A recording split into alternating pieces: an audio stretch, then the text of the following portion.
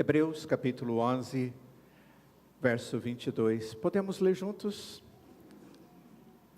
Pela fé, José, próximo do seu fim, fez menção do êxodo dos filhos de Israel, bem como deu ordens a respeito de seus próprios ossos. Vamos orar. Ó Deus, a Tua palavra nessa porção fala da fé.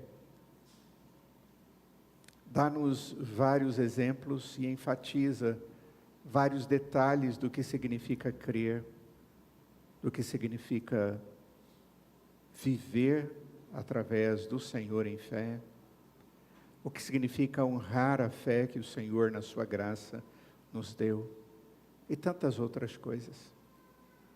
E agora, Pai, que vamos olhar para a vida de José, mais uma vez, que o Senhor esteja abrindo o nosso entendimento e fortalecendo-nos, ó Pai, com a verdade que o Senhor tem reservada para nós. E que tudo seja para a Tua glória e para o Teu louvor, para a nossa edificação e transformação, em nome de Jesus. Amém. Queridos, mais um personagem da Escritura. Se você se lembra, semana passada, nós olhamos o capítulo 11, no verso 21, onde o texto fala de Jacó abençoando José. Jacó é o pai de José. E o texto nos mostrou que ele abençoou a José abençoando seus filhos. Deu a cada um dos seus filhos a bênção que lhes cabia, diz a Escritura. E nós vimos isso lá em Gênesis capítulo 50. E vimos como Deus age, como Deus usa situações, experiências. E agora o texto nos fala de José. No verso 21 falou da fé de Jacó. Agora fala da fé de José. Quando a gente fala de viver em fé ou experimentar uma vida cheia de fé, que é tudo aquilo que nós mais desejamos como povo de Deus, é sermos encontrados na presença de Deus tendo fé. E ela produz tantas coisas e tanta disposição na vida de um servo de Deus. Paulo, quando fala a respeito de si mesmo, ele diz que a sua expectativa é de ser encontrado sempre fiel diante da igreja e diante do Senhor. Quando ele escreve a Timóteo, na sua primeira carta, ele diz que ele anseia por continuar como ele está. E que ele tem tranquilidade no seu coração, porque ele tem uma consciência de como está vivendo diante dos irmãos, numa vida de fé. Afinal de contas, o que isso significa? E mais uma vez nós somos chamados a pensar nisso.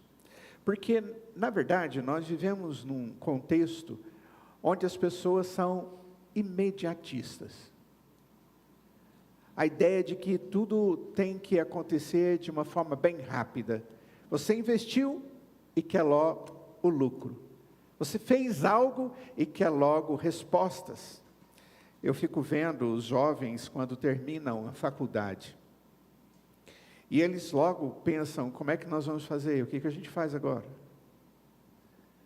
Até o término está indo tudo ali no compasso, alguém mandando, alguém suprindo, alguém direcionando, alguém motivando, mas a partir do momento que termina, agora você tem que fazer de conta própria. E é sempre muito difícil. O começo de nada é fácil. Até mesmo a vida cristã no início tem as suas dificuldades. Nós olhamos para Deus e ficamos felizes. E olhamos para nós e ficamos tristes. Porque a gente olha para o dia anterior da fé ter alcançado o nosso coração e vimos como é que a gente viveu o dia anterior como pecador. E tudo aquilo que a gente vivia sem piedade nenhuma, sem temor para com Deus, mas no momento Deus vem e age no meu coração, e agora eu vejo a graça de Deus diante dos meus olhos, que me convence, que me comove. Algo ficou quebrado e agora eu já não sou mais daquele que é o príncipe desse mundo, que é o diabo, mas nós somos, a partir da fé, aqueles que são filhos do rei. Filhos daquele que reina sobre todas as coisas e tem poder. E nós começamos a nossa vida cristã e ficamos com sentimentos duplos, porque ainda olhamos para coisas que amávamos e agora vamos ter que deixar de lado. Mas olhamos para a glória de Deus e aquilo que agrada ao Senhor, e nada vai ter mais sentido a não ser agradar ao Senhor. Mas isso tudo está caminhando mais ou menos ao mesmo lado, porque sou eu.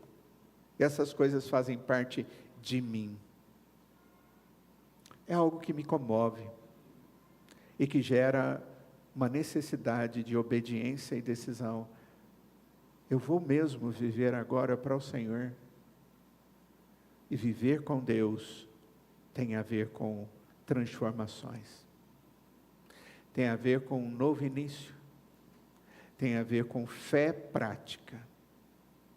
A Bíblia, quando ela fala das coisas, e aqui no livro de Hebreus, no capítulo 11, ela não nos manda ficarmos tão preocupados com o presente. Mas é aquela fé cristã que olha para o presente. Ela visualiza o presente. E quando nós olhamos o presente, a partir do momento que Deus entra na nossa vida, a única coisa que pode existir na vida da gente é glorificar a Deus. E é estranho porque, eventualmente, nós vemos pessoas que têm vidas completamente distantes de Deus, falam mal de Deus, não têm amor pela palavra de Deus, desonra aqueles que amam ao Senhor. E num determinado momento, como aconteceu com o apóstolo Paulo, é um homem que tem vontade de conhecer a Deus e logo depois vontade de falar do Senhor para as outras pessoas. É meio estranho isso. A Bíblia diz que quando isso acontece, de perseguidor, eu passo a ser alguém que vive como servo de Deus. Eu vivo como ovelha. E entendo como que aquelas ovelhas sofriam quando eu perseguia elas. Paulo demonstra a sua alegria quando ele escreve à igreja de Filipos, dizendo que a vida cristã é simbolizada com alegria. E chega um momento, ele diz que o crente, ele tem que se alegrar. E ele se alegra no Senhor. E ele continua dizendo, e eu vou dizer de novo, alegrai-vos no Senhor. E logo depois ele começa a falar das dificuldades, e uma delas é a própria ansiedade. Ele diz, não fique tão ansioso assim. No mundo vocês passam por dificuldades, mas não fica assim. Busca o Senhor, que Ele vai trazer paz que excede todo entendimento. A fé bíblica, aquela que Deus promove no nosso coração, é aquela que me habilita a olhar para agora como servo de Deus e dizer, pois as coisas velhas passaram, eis que eu sou nova criatura, louvado seja o Senhor. E a minha vida, quando olho para o presente, é de gratidão. Mas a fé verdadeira é aquela que também olha para frente, baseado nas promessas, todas elas que nós encontramos na Escritura. E essas promessas de Deus são aquelas que, mesmo que pareçam distantes, eu tenho convicção. Não só esperança, mas uma esperança cheia de convicção. Nesse texto, nós somos convidados a olhar para a fé de José, não nos seus dias de glória, e é muito interessante porque, se existe um personagem na Escritura que parece com Jesus, é José. Me mostra na Bíblia uma vez, um só lugar que mostra um pecado de José. Me mostra na Bíblia a única vez, um homem chamado José na Bíblia, esse do Egito, que apesar de ter passado por várias desventuras na vida, agiu de maneira inadequada. É claro que ele era pecador. É claro que ele errou. É claro que o seu coração teve amargura e tristeza. Mas o objetivo era mostrar a alguém que podia ter semelhanças com Deus, porque Deus está com ele. É por isso que no cristianismo nós somos chamados de cristãos, e essa palavra significa pequenos cristos. Lá no livro de Atos dos Apóstolos, nós vemos como a igreja foi pela primeira vez chamada de o ajuntamento de cristãos, pequenos cristos. Nesse verso, nós estamos convidados a olhar para José, não nos seus dias de glória, mas no fim da sua vida. O texto, no verso de número 22, diz simplesmente: José, pela fé, próximo do seu fim. Uau! Gente, tantas coisas que José fez, tantas coisas que esse homem experimentou da graça de Deus. Ele é um homem extraordinário. E o autor de Hebreus, quando vai falar de José, diz: pela fé, no fim da vida. Ele conta alguma coisa de José, que não é nada glorioso. Leve os meus ossos para serem enterrados na terra que Deus vai dar para vocês. Que coisa estranha. Mas ele também traz uma outra palavra, e ele diz: olha, existe algo especial, e o especial ele diz o texto que ele faz menção do Êxodo, que coisa interessante, que é a menção do povo de Deus saindo de um lugar e indo para o outro lugar, e o outro lugar, irmãos, é o lugar que Deus tem para o povo de Deus, e ele diz: olha, vocês agora estão aqui, dependem dos egípcios, eles receberam vocês, deram comida para vocês, mas todos nós nos tornamos escravos, mas fiquem tranquilos, porque Deus, num determinado momento, Ele vai nos levar de volta para a terra que Deus tem para nós. São as únicas coisas que o texto aqui está falando da fé de José. E eu creio que, se nós olharmos com muito cuidado, nós vamos aprender com ele certos detalhes da fé que são necessários para a nossa vida diária. A primeira coisa que eu destaco aqui nesse texto é que a fé verdadeira é a fé que persevera até o fim. Aquela que permanece. Pela fé, José próximo do seu fim. Não foi à toa que o autor de Hebreus trouxe essa informação para nós. Eu não sei como é que vocês pensam a respeito do fim ou da morte, ou do fim dos nossos dias entre nós, entre os outros, mas a Escritura está nos fazendo olhar para isso, mas ele não está fazendo nos olhar para isso para termos tristeza, mas para termos um entendimento de como devemos viver os dias antes disso. Agora nós vemos aqui o relato desse homem que passou altos e baixos. Ele foi um homem julgado numa cisterna, num buraco, mas que sai da cisterna e sobe ao trono do Egito. A caminhada dele é bem interessante. José foi traído e humilhado por seus irmãos. O texto bíblico diz lá em Gênesis capítulo 37, de que ele tinha 17 anos, e nessa idade ele foi vendido como escravo aos mercadores midianitas que levaram no cativo ao Egito, e ali ele vai viver como escravo. E os irmãos tinham jogado ele naquela cisterna, naquele buraco na areia, para que ele morresse ali. Ele viveu isso. Imagine um menino de 17 anos, passando por essa tristeza, de quase ter morrido e ter sido liberto, mas para ser escravo. O que passou na mente e no coração desse homem? Jovem. Ele foi lá no Império Egípcio, acusado falsamente durante muitos anos. Ele foi preso, em Gênesis 39 nós encontramos isso. E ele foi esquecido na prisão. O texto dá-nos a ideia de que ele foi deixado. Eles sabiam quem ele era, mas deixaram ele ali. Mas mesmo assim, ele nunca perdeu a confiança em Deus. E o texto sempre dizia, e Deus era com ele.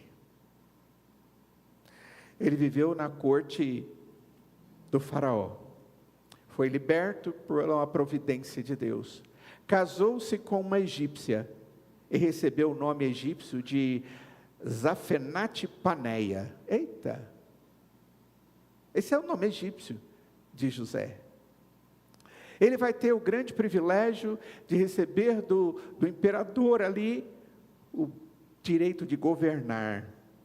E depois ele vai ter o grande privilégio de tirar o seu povo da fome e libertá-los da morte. Ele foi o redentor deles. Ele foi usado pelo Pai para, passando por meio disso tudo, para que no final pudesse ser instrumento nas mãos de Deus como redentor.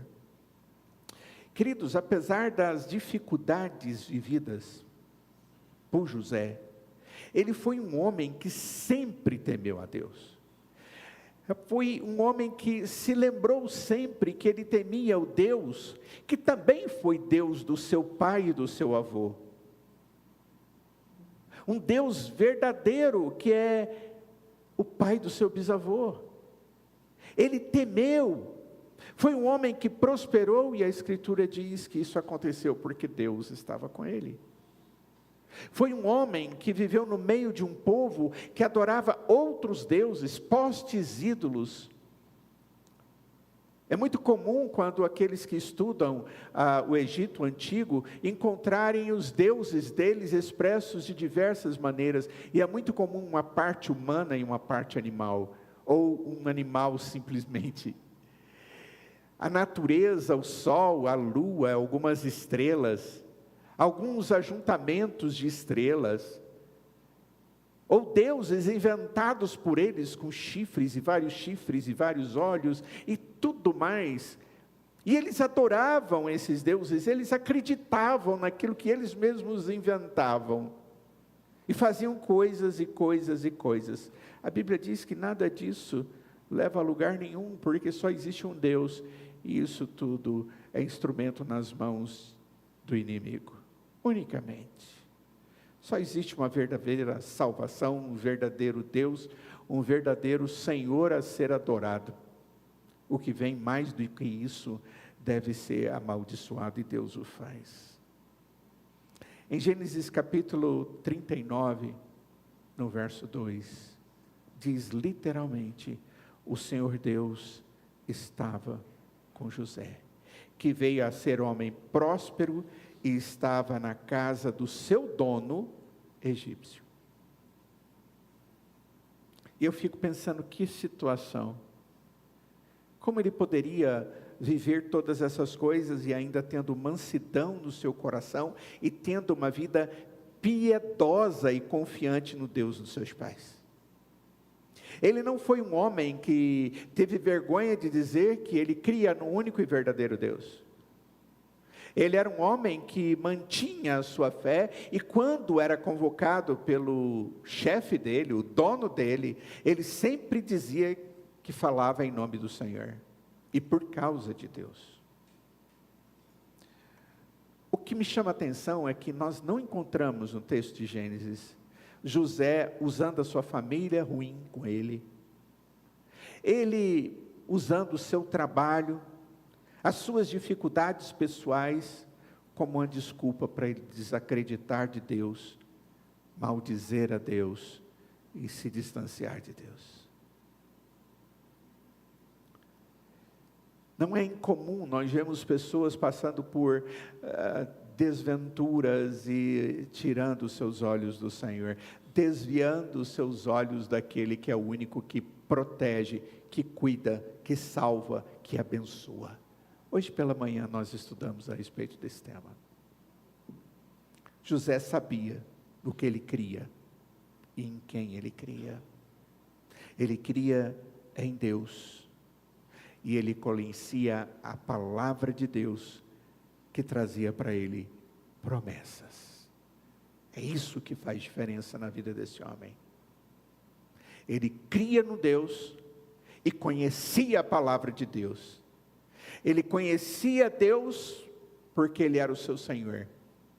E Deus nunca o deixou sozinho. Ele tinha sempre certeza da presença do Senhor. Isso é maravilhoso demais para um cristão, para um servo de Deus. Agora mesmo, estava ali atrás e perguntando para o Emerson como é que está a nossa irmã. E ela está enfrentando um somatório de situações de enfermidade. Mas uma convicção que Ele colocou diante de mim é que ela está na presença de Deus. E é exatamente esse o pensamento que eu desejo que a minha irmã tenha lá dentro daquele lugar. E eu tenho certeza que tem, porque ela é temente ao Senhor. Ela está vivendo uma situação, uma desventura. Não sabemos até onde Deus vai com isso e vai permitir, mas Deus não deixou de estar com ela.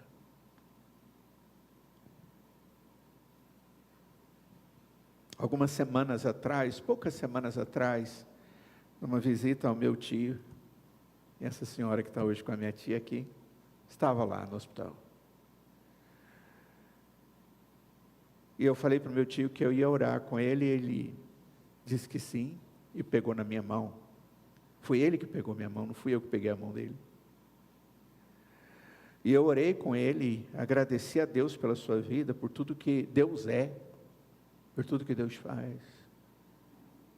E é interessante ele orar depois, ele diz, eu vou orar. E foi uma oração, não foi muito longa, foi uma oração objetiva, mas que diz tudo. E ele disse, ele pedia a Deus que não permitisse que ele desonrasse o nome do Senhor. Sabe por quê? Porque no momento das desventuras, das dores, das angústias, do medo da morte, o medo das coisas que vêm para frente, nós corremos o risco de tirar os nossos olhos de Deus e de percebermos algo que não é verdade. Nós tiramos os olhos, é como se Deus tivesse ido embora, mas Ele jamais fez isso e jamais vai fazer isso. Deus cuidou de José em todo o tempo. Deus cuida dos teus servos até na hora da morte, como diz esse texto. José, na hora da morte, ele creu. Ele sustentou aquilo que Deus havia lhe dado. Ele foi caracterizado naquele momento não como um homem chato, murmurador, ou alguém que simplesmente diz ai, apesar de que eu posso dizer ai tantas vezes quanto forem necessárias. Mas ele creu. E o texto diz que é pela fé, naquele momento de morte, ele creu. E isso é maravilhoso demais. José não usou nenhuma circunstância para maldizer a Deus, para desacreditar da presença de Deus com ele. Ele sabia em quem cria, e ele conhecia a palavra de Deus, as suas promessas. Uma coisa interessante também que o texto destaca aqui para nós, é que José não se apegou ao Egito. Apesar de ter vivido ali por muitos anos, foi para lá com 17 anos, já devia ser um homem bem maduro. Apesar de ter vivido entre idólatras, no meio da idolatria, no meio da fartura, no meio de coisas que haviam dentro do reino e daquela região do trono onde ele caminhava com facilidade, José não se apegou ao Egito, a ponto de se esquecer das promessas de Deus. Ele não esqueceu das promessas de Deus feitas a Abraão, Isaque e Jacó. Aquelas coisas que estavam diante dele, que facilitavam a vida dele, não era para que ele, através disso, se esquecesse do Senhor. E eu tenho tanta preocupação com isso, queridos, porque muitas vezes nós ficamos fascinados com as coisas. Podemos ficar fascinados com o fruto do trabalho, por exemplo, o dinheiro, a fartura do dinheiro. Nós podemos ficar fascinados com aquilo que podemos comprar. Nós podemos ficar fascinados com o poder que agora existe sobre nós. Nós podemos ficar fascinados com a forma com que as pessoas nos servem. Nós podemos ficar fascinados com o poder que eu tenho diante dos outros e de usar essa influência a meu favor. Nada disso fez José se esquecer de quem era o seu Deus. Era o Deus do seu antecessor. Era o Deus de Abraão, Isaque e Jacó. Querido, não permita que as circunstâncias da sua vida te faça servir as circunstâncias e aquilo que você acha que tem segurança, a ponto de esquecer de quem é o único que dá para nós segurança, não só hoje, mas eterna. José demonstrou fidelidade mesmo na prosperidade, algo que é muitas vezes mais perigoso que na adversidade, e a gente sabe que é verdade. Ele não permitiu que o Egito apagasse dentro da alma dele as raízes espirituais de Deus ali dentro. A fé que persevera, amados irmãos, é aquela fé que se coloca diante de Deus, mesmo cansado, mas não se esgota com o tempo ou com as circunstâncias. A fé perseverante é aquela que não mingua, não é aquela que se esvalece, não é aquela que fica pequena. Romanos capítulo 1, verso 17.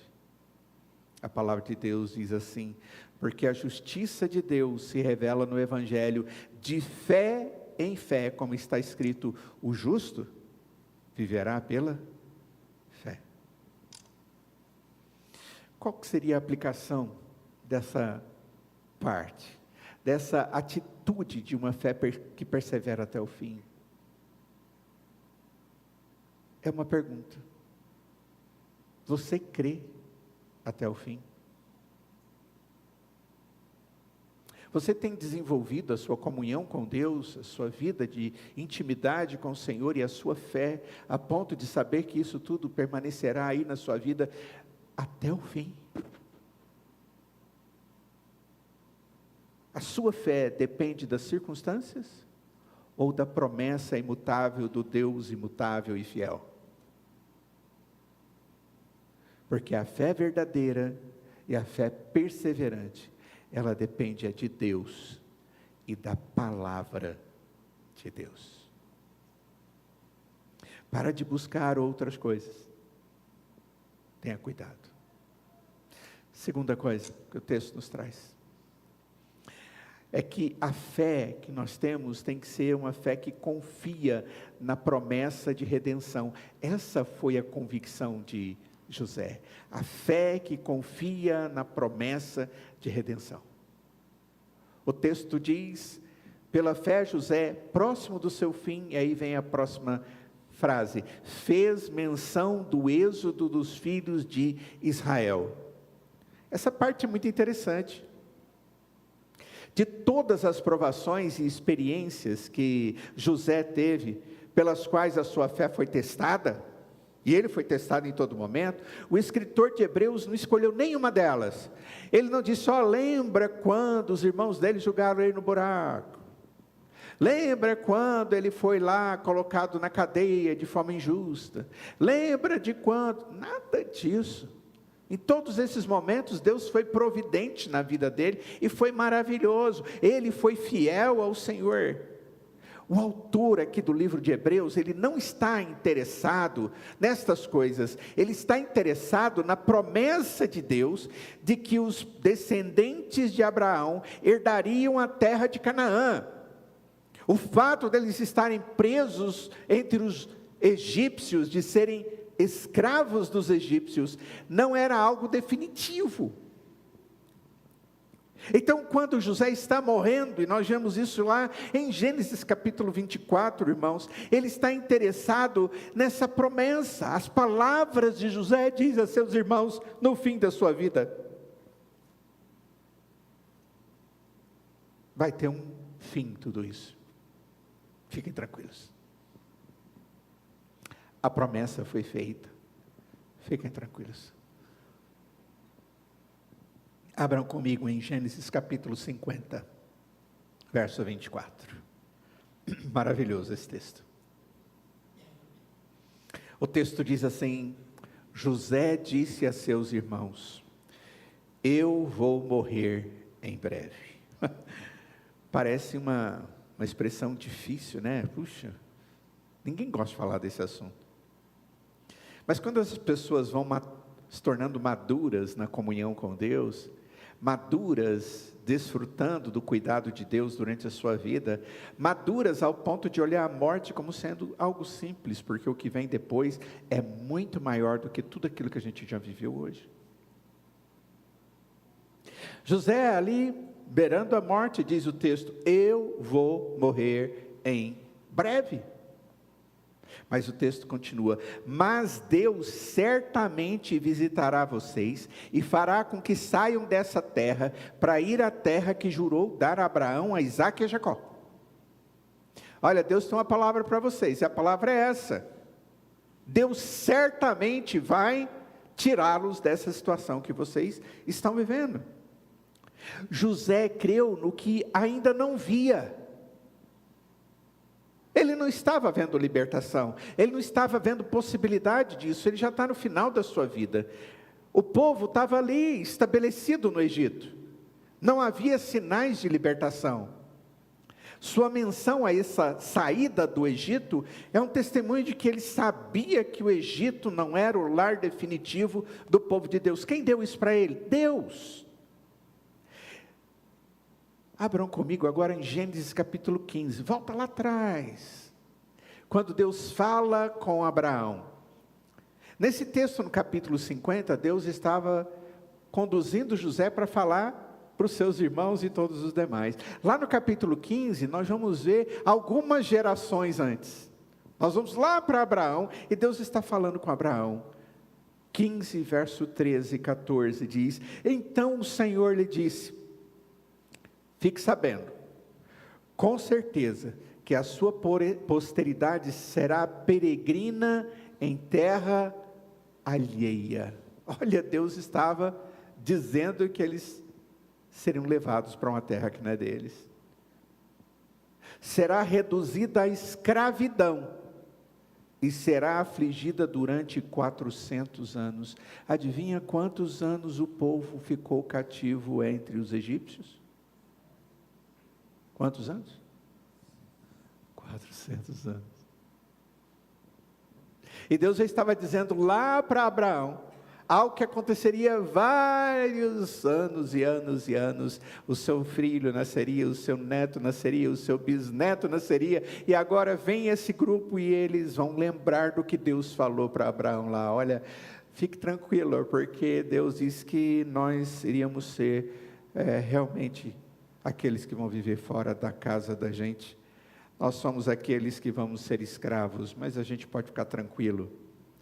E eu fico pensando, por que Deus estava trazendo essa palavra para Abraão? Ele não estava vivendo momentos de perseguição, ele não estava em escravidão.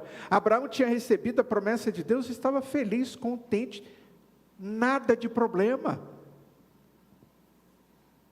Nada de problema, mas Deus diz: olha, lá na frente, eu ainda vou cuidar do meu povo. O povo que eu disse que você seria, da sua raiz vai nascer e tal. Vocês serão como as areias do deserto, como as estrelas que estão nos céus, incontáveis. Mas vai acontecer um problema, e eles vão ficar 400 anos como escravos. O que Deus queria dizer é: eu vou cuidar até nos momentos mais adversos. Adversidades vão acontecer, e ele não está falando porque eles foram impiedosos ou por causa disso. Nós sabemos quando olhamos para a história, mas nós percebemos que Deus queria deixar um ensinamento que Ele mostra durante toda a Escritura. O ensinamento é simples: eu cuido de vocês, vocês são o meu povo. Eu cuido do meu povo. Eu vou tirar vocês da enrascada, depois de 400 anos. Verso de número 14. Mas eu castigarei a nação que os escravizar, depois eles sairão com muitas riquezas. O povo de Deus, a Escritura diz, quando eles saíram do Egito, foi algo fantástico. Eles estavam saindo depois da morte dos primogênitos daquelas famílias todas. Enquanto eles saíam, eles eram pobres, viviam como escravos, e diz o texto que o povo jogava as suas riquezas nas suas carroças e nas suas mãos. Eles entram pobres, não tendo nada, e saem ricos com as riquezas dos egípcios, e vão a pé para a terra que Deus lhes deu. Nessa profecia de Deus a Abraão, o Senhor conta os eventos que estavam acontecendo agora, depois de anos e anos e anos. Agora estava acontecendo no Egito. Os descendentes deles seriam estrangeiros em outra terra. Essa profecia certamente permaneceu. As pessoas ensinaram umas às outras. Isso fica claro porque o próprio José fala dela aqui. E diz, olha, só lembrando vocês não vão ficar aqui para sempre. Mas quando vocês forem embora daqui, por favor, leva os meus ossos. Me leva com vocês. Não vão embora sem se esquecer do que eu estou falando aqui hoje. O que eu estou falando para vocês? Que Deus cuida de nós e Ele vai nos libertar, depois de um tempo. Mas quando vocês forem, levem os meus ossos. Queridos, apesar do fato dos palácios, das riquezas, estarem todos no Egito, e apesar das suas grandes realizações, as de José, estarem ali, os monumentos terrenos, a própria sabedoria que ele tinha, José, a sua habilidade com aquilo que Deus lhe dava a conhecer, em nada disso ele colocava a sua esperança. Não era esse o lugar da sua esperança, não era as construções fabulosas dos egípcios. Queridos, quando a gente vai ao Egito, a gente fica de queixo caído. Essa é a grande verdade. Quando você olha aquelas construções, e você pergunta como é que isso foi feito, como é que é possível isso, que engenharia é essa, que matemática é essa, que física é essa, que ideia é essa? Eles eram extremamente habilidosos com tudo o que faziam, e na guerra também, eles dominavam todos que vinham pela frente. Nada disso foi suficiente para cativar o coração desse homem chamado José, a ponto dele dizer, olha, é com isso que eu devo viver, porque isso é espetacular demais. A sua vida tinha uma esperança, um olhar, uma servidão, uma alegria, o seu Salvador. Essa grande convicção que havia no coração de José, governou tanto o seu modo de viver, quanto o seu modo de morrer. Mesmo quando já tinha tudo, humanamente falando, ele já tinha de tudo, e não havia mais nada para esperar, mesmo assim, ele olhou lá para frente. E é isso que demonstra uma fé autêntica. Ele não perde a esperança do cumprimento das promessas de Deus. É como se Deus dissesse, olha, mas ainda vai ter isso, vai ter aquilo. Aí ele diz, mas eu não vou viver isso. Mas Deus diz, mas você vai viver as consequências disso. A Canaã terrena foi aquela terra que o povo foi 400 anos depois de José estar falando essas palavras. Essa Canaã que eles foram morar é uma linguagem terrena, uma figura terrena da Canaã celestial, que é as moradas que o Senhor Jesus preparou para aqueles que creem nele como Salvador. É uma esperança eterna que Deus estava usando a fé de José para nos ensinar. Como é que nós podemos aplicar isso para nós? Nós temos que viver hoje, irmãos, como cidadãos do céu. Ou não, viveremos como Deus quer. Hoje devemos viver como aqueles que têm morada eterna nos céus, e que essa sim é definitiva. E se nós não cremos nisso e não vivemos nessa esperança, nós corremos o risco de nos acomodarmos neste mundo caído e tenebroso. Você está esperando piamente, ativamente, o cumprimento final da redenção que Cristo tem para tantos quantos creem nele? Terceira coisa que o texto nos traz é que a fé que nós encontramos como verdadeira é uma fé que deixa um testemunho para gerações futuras. Na parte final do capítulo 11, verso 22, diz assim: pela fé José, próximo do seu fim, fez menção do êxodo dos filhos de Israel, e agora diz, bem como deu ordens a respeito de seus próprios ossos. Que coisa mais estranha. Por que José deu essas instruções sobre os seus ossos? Tipo assim, eu vou ficar morto aqui, vocês vão me enterrar, o tempo vai ser mais do que suficiente para que não sobre mais nada, a não ser ossos, e quando vocês forem levados para a terra de Deus, vocês peguem os meus ossos. A pergunta é, para que isso? Por que isso? Que história estranha, funestre. Por quê? Porque todos os ossos dos outros, que faziam parte do povo de Deus, permaneceram no Egito, e não foram levados para Canaã. E agora José diz, leva os meus. Tem que ter um motivo. Tem que ter uma razão. Havia algumas coisas que eram exclusivas de José, que o fizeram por meio da fé, agir dessa forma em relação ao destino dos seus ossos. José sabia que o seu futuro repousava nas promessas de Deus. Para mostrar isso, e sem dúvida, para encorajar as gerações de israelitas que viriam depois, que estavam escravizados, e que eles deveriam esperar o êxodo vindouro, o ato resgatador de Deus do seu povo, José orientou que seus ossos fossem levados para serem enterrados no túmulo de Abraão, de Isaque e de Jacó na terra prometida. Se ele não pode viver lá em vida, ele diz, então quando vocês forem para lá, eu quero ir para a terra prometida. Me leva para lá. É muito interessante isso.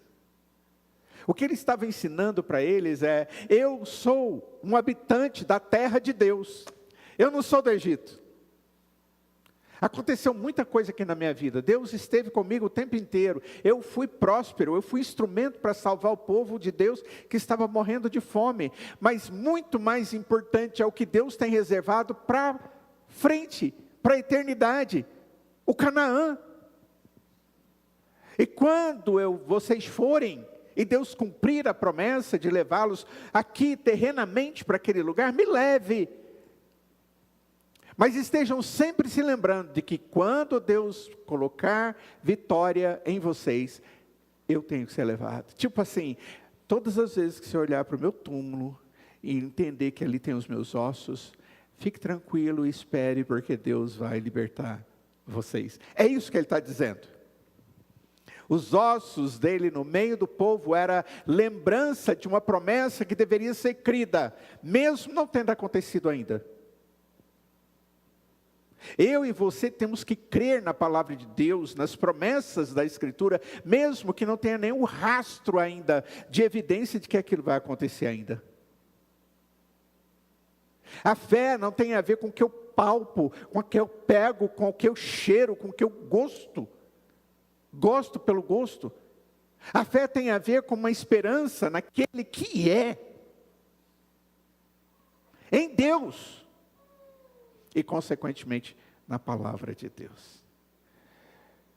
Se eu não posso viver a minha vida lá, então faz o seguinte, eu confio na promessa de Deus, e quando vocês forem, por causa da promessa de Deus, eu vou com vocês. Ele não simplesmente queria um túmulo real no Egito, ele não está interessado nisso. Ele queria ser enterrado na terra prometida, só isso. Era um símbolo visível da esperança que Israel deveria ter, de que no devido tempo Deus cumpriria. E Deus já tinha dado até quantos anos seriam? 400 anos. É muito tempo. Por 400 anos o povo hebreu lembraria: Deus vai nos tirar daqui como Ele prometeu. Ele prometeu para Abraão, para Isaac, para Jacó e para José. Ele vai fazer isso acontecer. Se você andar um pouquinho mais na Escritura, e chegar em Êxodo capítulo 13, no verso 19, você vai encontrar Moisés sendo destacado por Deus depois de 400 anos, para tirar o povo do Egito. E o texto diz assim, Êxodo 13, 19, Moisés levou consigo também os ossos de José, pois este havia feito com que os filhos de Israel jurassem solenemente, dizendo: Deus certamente visitará vocês. Quando isso acontecer, levem os meus ossos daqui. Quando Moisés foi embora, vamos embora, e esquecemos os ossinhos de José lá. Não, o texto diz, ele foi lá, pegou tudo, preparou, porque tinha uma promessa, porque Deus havia demonstrado essa promessa através da vida e morte de José. A vida e a morte dele são exemplos de fidelidade, de esperança, de fé verdadeira. E agora Moisés cumpre o pacto que foi feito, eu pego e levo. E o mais interessante, Moisés não entrou na terra prometida. Nós sabemos disso, não é? Quem entrou liderando o povo foi um homem chamado Josué. Abre em Josué capítulo 24, verso 32. O povo vai andar ali no deserto durante um tempão, não é? Quantos anos? 40 anos. E Deus permitiu Moisés só ver de longe a terra prometida. Porque houve pecado no meio desse processo dos 40 anos. E Josué então tem o processo. E Josué pega os ossos que Moisés havia tirado lá do Egito e diz assim o texto no verso 32. Os ossos de José que os filhos de Israel trouxeram do Egito foram sepultados em Siquém, naquela parte do campo que Jacó havia comprado dos filhos de Amor, pai de Siquém, por 100 peças de prata, e que veio a ser a herança dos filhos de José. É maravilhoso. Um homem que viveu pela esperança, que se cumpriu na terra depois de 400 anos, mas que vai se cumprir nos céus, quando Cristo voltar. Ele vai estar com o Senhor. E nós que cremos em Jesus também estaremos ali. A ordem de José para sepultarem seus ossos em Canaã não foi um ato de nostalgia, não foi um ato de superstição, foi um ato de fé. Ele sabia que isso aconteceria, e ele diz: quando vocês forem, pode levar meus ossos, mas até lá, lembre das promessas que Deus me fez. É maravilhoso demais isso. Nós precisamos viver uma vida que faz significado, sentido e desafio para as pessoas que vêm depois de nós.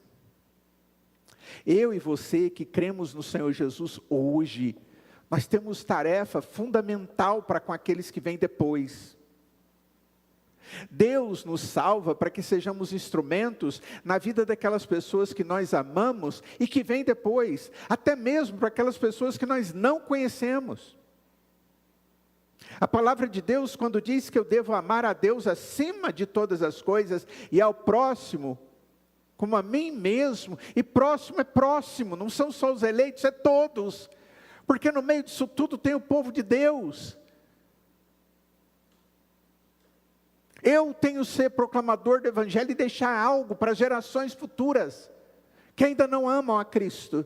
O seu filho, quando nasce, ele não conhece a Cristo. O seu filho, quando cresce, pode conhecer a Cristo. E quem tem esse papel e essa responsabilidade é você. As gerações próximas, elas precisam conhecer a graça quando nós demonstramos que nós conhecemos o Deus da graça. E as promessas de Deus são maravilhosas. Para que depois que nós morramos, as pessoas possam lembrar de nós e falar: aquele era servo fiel, e ele me ensinou a esperar em Cristo aquilo que só em Cristo existe. Quer deixar uma herança? Deixe Cristo. Quer deixar uma esperança? Deixe Cristo. Você quer deixar algo que nunca acaba, que nunca acaba, que nunca acaba? Mostre para as pessoas a vida eterna que existe em Cristo. Mas José fez isso através dos seus ossos. Qual a conclusão disso tudo, irmãos?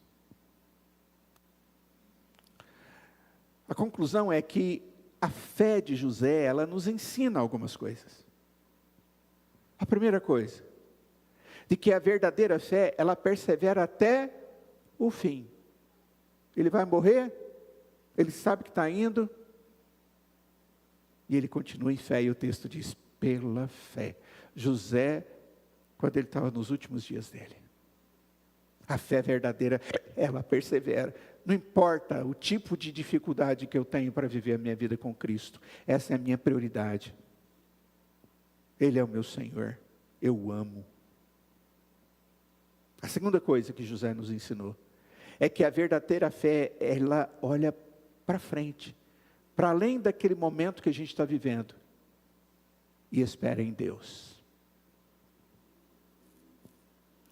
Eu confio em Deus e espero em Deus. Eu creio em Deus e eu espero em Deus. Foi isso que nós vimos hoje de manhã também.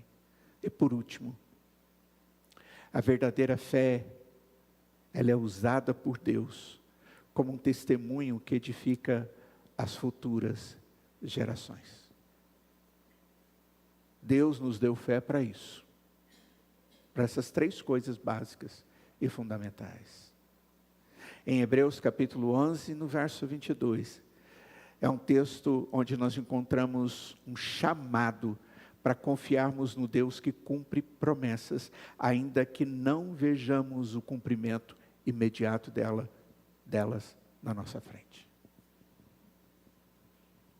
2 Coríntios capítulo 5, verso 7 diz, porque nós vivemos por fé e não por aquilo que vemos. Essa é a verdade. Pastoralmente, quais são as palavras que eu traria aos irmãos em tudo isso? Diante das incertezas da vida, irmãos, e nós vamos vê-las sempre. Várias interrogações na vida. Em cada momento deste, olhe para Deus e olhe para as suas palavras. Não para o Egito desse mundo, que tenta te oferecer de alguma forma segurança. Ele não pode te oferecer. Ensine os seus filhos, ensine os seus netos a esperar o cumprimento das promessas de Deus. E você vai fazer isso esperando nas promessas de Deus. E por último, quando a morte se aproximar, e ela vai chegar perto de nós, de todos nós, não se assuste. Que a sua fé seja mais forte do que nunca, do que já foi em todo momento da sua vida. Porque ela te dá esperança, que o mundo não pode te dar. José viveu e morreu, confessando a sua esperança em Deus. E nós também podemos fazer isso, aprendendo com o que Deus nos ensinou, com esse versículo da palavra de Deus. Que Deus tenha misericórdia de nós, e nos ensine a olhar para a fé de José, com uma esperança semelhante àquela que Deus colocou no seu coração. Dificuldades vêm, irmãos, elas vêm de todo jeito. Espera no Senhor. Aqueles que puderem, vamos ficar de pé e vamos orar. Ó Deus de toda graça e misericórdia, Nós te adoramos, ó Pai, como Deus de Abraão, de Isaac, de Jacó, de José e de cada um de nós que está aqui. Ó Deus, quão maravilhosa é a presença do Senhor nas nossas vidas. Ó Deus, os nossos olhos espirituais têm sido continuamente abertos, sido abertos pelo Senhor, na medida em que podemos até dizer para os outros: nossa, foi o Senhor, só o Senhor podia nos dar o que nos deu. E nós reconhecemos isso, Pai, e nós te agradecemos porque o Senhor tem cuidado de nós. Mas eu quero pedir em nome de Jesus, Senhor, que as desventuras, dificuldades que vivemos porque somos cristãos, porque amamos a Cristo como nosso Salvador e desejamos viver vida de santidade e piedade, que esses sofrimentos, ó Pai, jamais sejam suficientes para tirar os nossos olhos, para desviar os nossos olhos do Senhor e da Tua santa palavra. Mas que pelo contrário, nós possamos ter os olhos ainda mais abertos e que a nossa mente se lembre sempre das palavras que temos aprendido na Tua palavra, na Escritura. Fortaleça a Tua igreja, Pai, na intimidade do Senhor, na comunhão contigo. Faça a Tua obra especial na vida da Tua igreja, hoje e sempre. E obrigado, Pai, por esse dia especial, esse dia do Senhor, que podemos juntos como igreja cultuá-lo com alegria. Receba a nossa adoração. E nós oramos, Pai, em nome de Jesus. E imploramos que o Deus da paz, que tornou a trazer os mortos, dentre os mortos a Jesus, o grande pastor das ovelhas, que Ele vos abençoe e vos guarde e faça resplandecer sobre vós o seu rosto, vos dando da sua paz. No amor de Deus o Pai, na graça de Jesus o Filho e na comunhão do Santo Espírito de Deus, hoje e para todos sempre. Amém.